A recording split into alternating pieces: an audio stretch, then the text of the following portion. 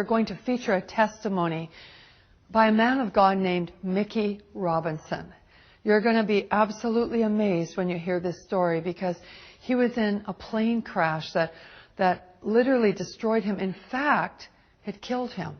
And yet he's alive to tell the tale. Hold on to your seats right now and listen to this amazing, outstanding testimony of the goodness of God. I'd never met anybody who ever told me about anything personally knowing God or anything supernatural other than historically what I knew from stories from the Bible. Never met one person who told me they had a real relationship with Jesus. Never knew about the need to really come into a relationship with the Lord through Jesus. And I was busy getting it on. But, you know, there's not enough excitement in the world to ever satisfy. You always got to have more. And I like stuff that was edgy, you know, skiing, and I always liked aviation stuff. And so I started taking flying lessons. Then I thought it'd be more fun jumping out of airplanes. So I became a sport parachutist, and that really got me. I mean, I became obsessed with skydiving. It really consumed my life. My existence revolved around that 30 to 60 seconds in free fall and that 5-minute parachute ride. Then I had to do it again. It's like a drug, you know. It's almost good. Like an addiction. Oh, totally. And then all of a sudden, one night, all that was going to change. Shortly after takeoff, I don't really recall much because I was kind of dozing off, sitting next to the pilot, or actually sitting on the floor next to the pilot. We moved the seats in this new aircraft, and I was awakened by a sound unfamiliar to me. It was the sound of the motor going completely silent. Uh-oh. And the pilot turned to me and he slapped me. He says, "That's it, we're going down." So we just pitched forward and we plummeted straight down at over 100 miles an hour.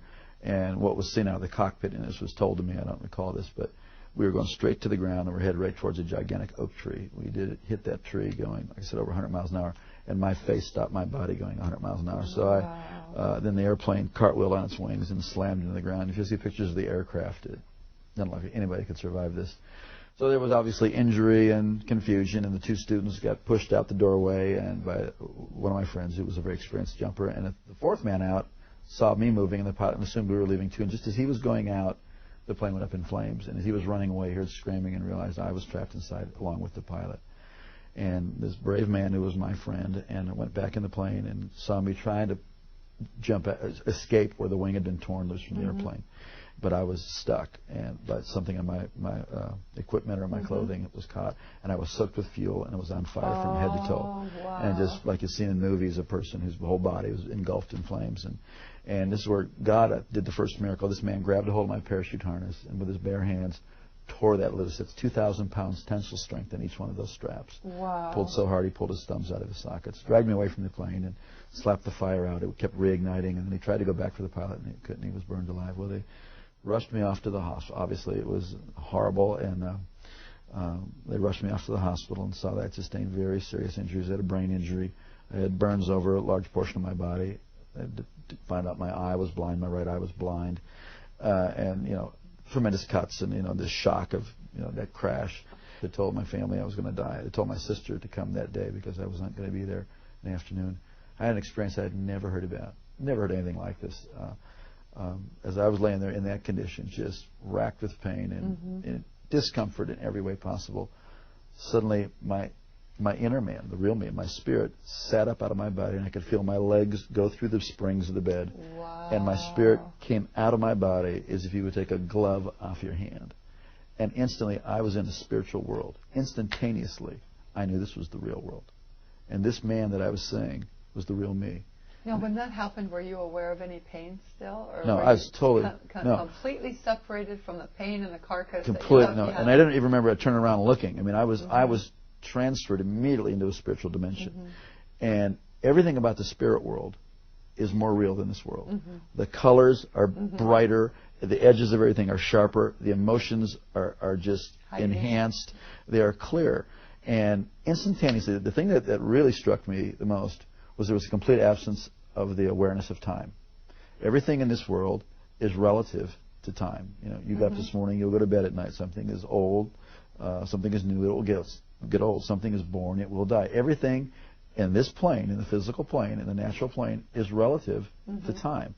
But everything in the spiritual plane is relative to eternity. So what had been natural to be aware of time was totally gone. And I was totally aware of eternity. It is shocking. It is stunning to be conscious and to know what eternity is. Also, logic and reasoning doesn't happen there. based on the sum total of all my intelligent thoughts that I've learned, I had a death and I'm in the spirit world. It's like you just know that you know that you know. It's like having a revelation constantly, and it was incredible. And I knew I was traveling. I could feel, that I was traveling. And as I looked ahead, there was this pure white light. It was whiter than the whitest snow and brighter than 10,000 suns. And yet I could look right at it, and it was compelling. And it was like I was being towed. I was being towed like a tractor being. And as I was looking, I could feel this anticipation. Wow. But then simultaneously to that, on my right side, I could feel something, and I looked, and there was this blackness sweeping. Now this blackness, as I looked at it, instantly I was aware of its complete nature. It was eternal, like I was experiencing eternity. It was without any matter. It was without any life. It was void, and it was forever non-negotiable, cut off from the source of all life. And the more that I looked at it, the faster it would sweep. And the more that occurred, the more intense the feeling of the nature of being cut off and sealed forever and separated. It was horrific. Yeah. Horrific. You would not. I used to never be able to stand to be near anybody who could say go to hell after that. Because you wouldn't want the worst person. No. You wouldn't want Adolf Hitler, bin Laden, Saddam. You wouldn't want any human being to ever go in there. It was so horrible. And as that was sweeping, it got down to, it was eclipsing this light.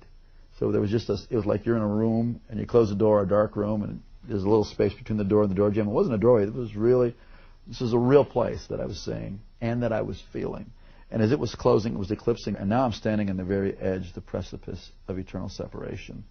And I scream out of my spirit, I'm sorry, I want to live. Give me another chance. And just before that was to close, I was standing in the presence of Almighty God. Whoa. And instantly I knew I would never die for eternity.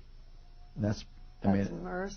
It's unbelievable. Wow. And instantly I knew that this being who was off on this side of me, who I didn't see, but I was standing in this river of golden radiation. It looked like a moving river of golden light.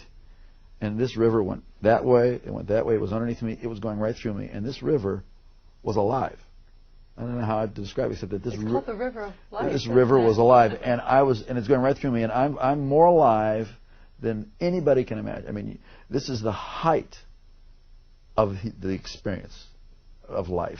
It filled up with life, and somehow I knew this being was going to take care of me for eternity. I didn't see the New Jerusalem. I didn't see any angels in heaven. I didn't see any people who had gone before me. This was the max. So I was so filled with just the love and all of God's majesty, all of His authority, all of His love, everything was just flowing through me. I was like vibrating like a tuning fork, the very essence of God's nature. But when God spoke to me, and not in a language like you and I are talking now, but the knowledge of His purpose, the word of His purpose, came in through that same light. And I was taken back to the same way I was like being reeled in like a kite, and I went down through space and time, this dimension.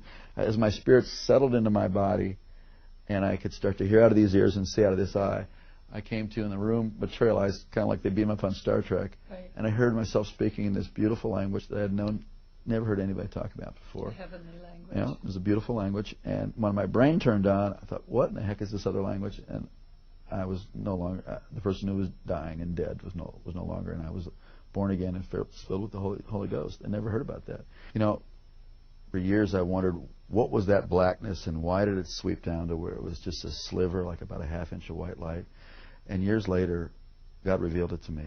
It was really a historical record of my life, that for all the years that I had lived, I was in darkness, and God gave me a space to cry out to Him.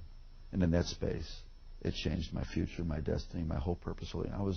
God loved me the whole time. God was with me.